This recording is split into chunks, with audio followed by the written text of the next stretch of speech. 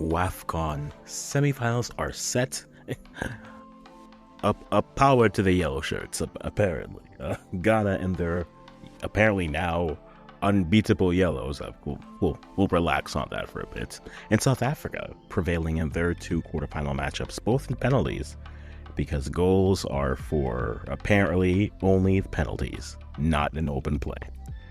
Let's talk about these two games, what we saw here. Start with the first game of the day. Ghana over Algeria. They get the win 4-2 in penalties after finishing 0-0 in the open play and through regulation. And this is an interesting game to look back and think of. Definitely the prowess of the teams were clearly shown. Algeria, again, solid defensively, but they still gave up opportunities. When it comes to Ghana, final third was just lacking a bit. And I think that's a very fair way to describe it.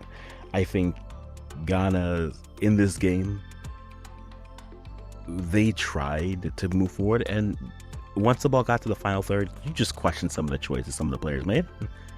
And it was a little bit frustrating to watch and see it come through. You see one goal that is disallowed because of an offsides, where it's beautifully worked, but just the hesitation to play the ball in is what really ultimately limits the opportunity for the goal there, right? And so the ball gets passed in, and the interesting thing for me is, even if you look at that sequence of it all, right? Chantal receives the ball. Chantal Lorca gets the pass, and if the pass is given a little bit sooner, the run is there, but it's almost as if there's a hesitation to give her the ball. She passes him back. She gets down. She cuts it back to Doris Wadjoua. And her control. Like, Boris, if you look at some of the stats in this game, Doris definitely will get some of the higher ratings, some of the higher marks in this game. And yes, she had a few ambitious tries. But in the final third, I mean, you see her pace, you see some of the technical ability. But sometimes it just felt as if, man, if a better touch in there, maybe we're not talking about going to penalties. Right, on the flip side, Algeria were solid defensively. They leave this tournament without conceding a goal in open play, but losing penalties. And for them, it's just the moments where they try to be intentional in moving it forward. You saw them be able to disjoint Ghana's they were able to disjoint Ghana's defense. There were multiple times. I think there's a chance in the early portions of the game, I think it's the third or fourth minute, where they just overpass, right? They get the ball in, they pass it out, there's a shot opportunity in the front of at the top of the box, it goes out wide, and then it's a weak shot that comes in, and there's moments there you're thinking, just, man, someone just be greedy, put the shot on. But both teams not the most clinical or the best decision making in the final third. And then once you reach the penalties, Ghana decides to turn it to West Germany and just go goal, getting the results there. I think the big moment is you have Conlan, who comes up with two big saves in the penalties, and then, hey, a young goalkeeper who was doing well, playing in Ghana, was in the Saudi League last year, but she gets 2 goals. She saves 2 goals, and that's the difference. Ghana goes left, right, goes through. And now they're in the semis, and they'll be facing Morocco. If you're Ghana, this is an interesting point. It's almost a blessing that they've made it, because they have shown the ability. They've had moments. I don't know if they've necessarily built off their win versus Tanzania, but you definitely see some of the positive. I think the worry point is, do the officials think that they can replicate this in 2 years? Right? I don't know if Ghana can. They're going to need to be far more clinical here, which means they're going to need to get their players in far better form. Their defense has to be less disjointed. They need forward players, midfielders who can be clinical, right? Be a little bit more decisive. So while it's a great moment for the Black Queens, especially you lose your coach to Zambia, and then you're able to make the semifinals of Wafcon, this is great. This is the potential of the side. I don't know if you look at that and say this is the standard of the side, because there are good sides everywhere, and within their group they were able to finish in second in their group. What happens if they end up in Group A? We're not talking about this. So for them, I think Ghana, they have 2 more games now in this tournament, whether it's semifinal and finals or semifinal and third place, which is what I think it'll be. And I'm saying this as a Ghanaian myself, so I'm encouraged by what the Queens have done, but they certainly will continue to need to add to the squad and continue to just build off it. When it's Algeria, be more, my thought process, be more adventurous, be more willing to take some offensive chances, because the defense is there. But sometimes, I mean, that chance in the 5th minute to me felt a little bit like how I felt with Algeria in this game, which was they had opportunities to do something, but then it was almost as if maybe there's a better option. And again, that chance in the middle where they get into the box, goes to the top of the box, and at that point I'm like, okay, you're there, put it on frame, and then put it out wide. I get why you want to do that. I get why in the flow of the game you want to do that, but be greedy, put some shots on frame.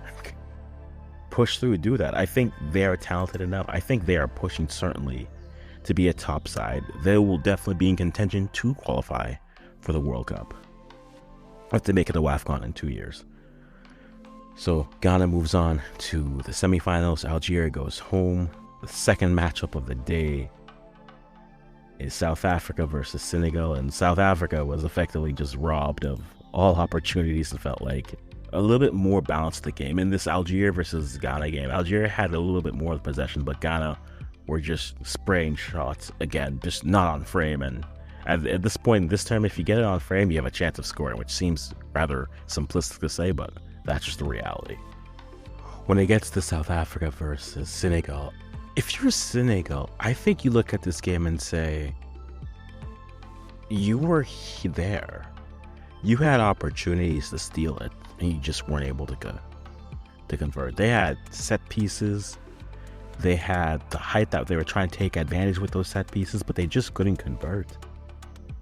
In the same breath, if you're Senegal, they almost gave this game away. Njai, the goalie, she's 18 years old, and early moments of the game, she's making decisions where you're thinking one bad choice. She tries to play with her feet and puts it out. Thankfully, she's wide of the goal. But then she tries to clear it. It goes off a South African player who's pressing. And if the South African player doesn't stumble on her feet, that's a goal. And so there's almost that naivete of maybe the pressure gets to them there. But as a side, they try to take advantage of what they could. If you're South African, Banyana Banyana, you're thinking, hey, we had a goal that was offsides. We had VAR, which you think you were robbed of a penalty and additional time, added time there. But you saw them trying to create, and unfortunately, they just couldn't put it together. Pass is just too far there. But once it gets the penalty again, Ellis' side go over, Cisse's side is just goal, goal, goal, goal. And that's just it.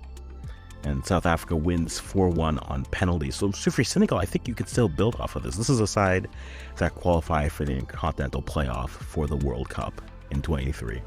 So this isn't new for them. They're still building with a young goalie and some young pieces. They could do something very fascinating. But when it comes to South Africa, this is where you want to be. And when we look at the matchup, there are your matchups. This was my prediction and I got it. So, I mean, don't ask me for lottery tickets because those will be wrong. But South Africa versus Nigeria on one side of the bracket, and then Ghana versus Morocco on the other side of the bracket. I honestly think the winner of South Africa versus Nigeria are going to win this tournament. I just feel like they'll be better tested. I feel Morocco have the advantage. They have the crowd. They're the hosts versus Ghana. And Ghana will need a much better clinical performance than what they've had against Algeria. And so, very much fascinating. I think both teams are looking good. All four are looking good here. Guys, let me know in the comments, who do you have going to the finals?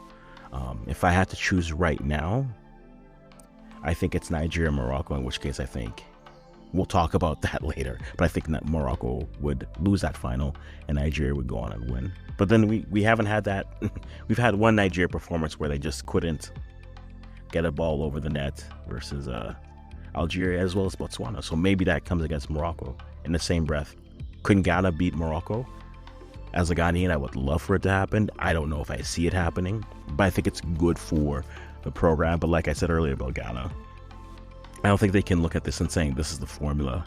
They certainly need more friendlies, more camps to continue to improve, but then they also might need to add a little bit more firepower, a little bit better decision making from the midfield going to the fore, because though they got those goals, they need to be a little bit more clinical and more consistent there. So you guys let me know who you have going to Wafcon finals. Morocco versus Ghana on one side, South Africa versus Nigeria the other. Let me know, and as always, I'm gonna stop talking right here.